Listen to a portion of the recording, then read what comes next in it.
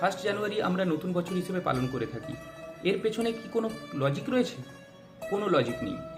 খুব ঝগড়া হয়েছিল 5th ডিসেম্বর আর 1 জানুয়ারির মধ্যে।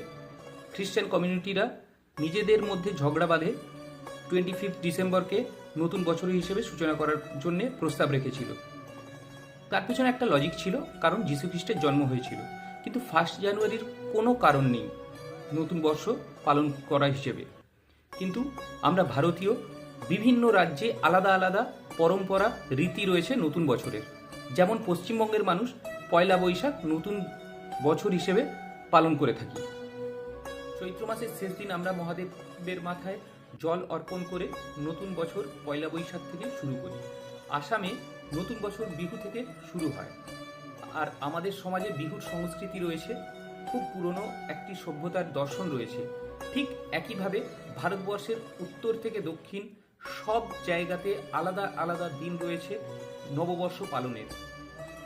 ঠিক সেরকমভাবেই পশ্চিমে গুজরাটে দীপাবলির পরের দিন নববর্ষ পালিত হয়। আমাদের ভারতবর্ষের মাটিতে যে সংস্কৃতি ছিল সেগুলো পুনরায় জানতে হবে। তাই আমাদের ভারতবর্ষের মাটিতে যে সংস্কৃতি ছিল সেগুলো পুনরায় ফিরিয়ে আনতে গেলে আমাদের সঠিক ইতিহাস জানতে হবে, পৌরাণিক কাহিনী জানতে হবে। না হলে ওই 31 ডিসেম্বর রাতে লাস্ট একদম জানুয়ারির ভোর পর্যন্ত নেশা ভান করে আপনাদের সন্তানরা নোংরা পথে চালিত হবে। তাই সঠিক পথে চালনা করতে গেলে আপনাদেরকে সজাগ হতে হবে।